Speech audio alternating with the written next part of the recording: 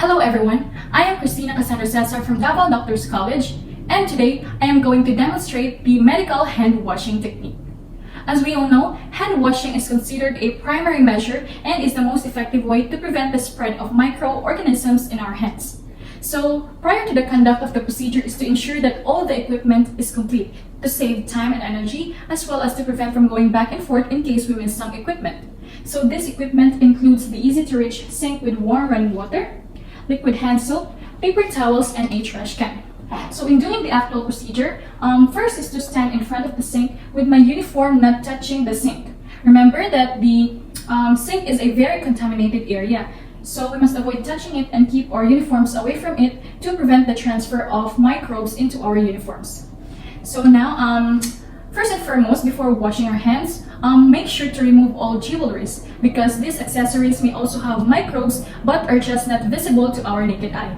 So now let's start, and now I'm going to turn on the water and adjust its pressure. Okay, so avoid splashing the water into our uniforms because microbes travel faster in moist areas. So now I'm going to thoroughly wet both of my hands from wrist with fingers pointing downwards. So this will keep the water flows from least to the most contaminated areas, where our wrist is considered cleaner than our hands, which are more contaminated. Okay, so always remember to keep our hands above the elbow at all times to maintain sterility, because anything below is considered unsterile.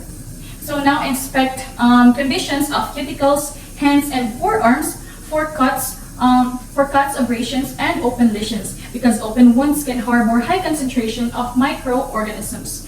So consider inspecting it. So now I'm going to apply an adequate amount of liquid soap. And then lather hands thoroughly. So soak cleanses by emulsifying fats and oils and lowering surface tension. Then wash both hands and wrist for about 15 to 20 seconds and rub palm to palm in a circular motion. So now we're going to do the friction motions. So first we're going to rub the back of the hands with fingers interlaced for about 5 times each. And then rub palm to palm with fingers interlaced, just like this.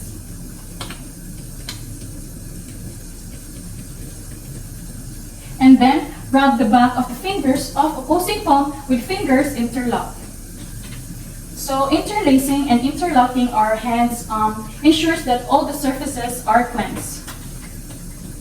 Okay, so now I am going to rub each thumb rotationally to completely remove the dirt. And do it also on the other thumb. Okay, so now I'm going to clasp my fingers and rub them into the palm of the opposite hand, just like this.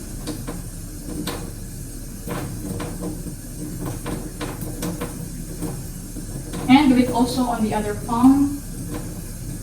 So clasping and rubbing our fingers will completely remove the dirt, since we cannot remove the dirt on it by just simply rubbing it palm to palm in a circular motion. So now, and then rub both wrists to completely clean your hands. Okay, so now we're done, and I'm going to rinse off my hands thoroughly.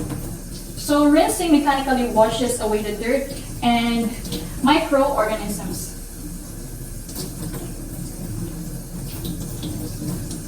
Alright, so now we're going to inspect our hands. Now I'm going to inspect my hands for the remaining dirt or soap. Okay, so after inspecting, we can now dry our hands from fingers to wrist using the paper towels that we've prepared. Okay, so drying our hands prevents chapping and roughened skin.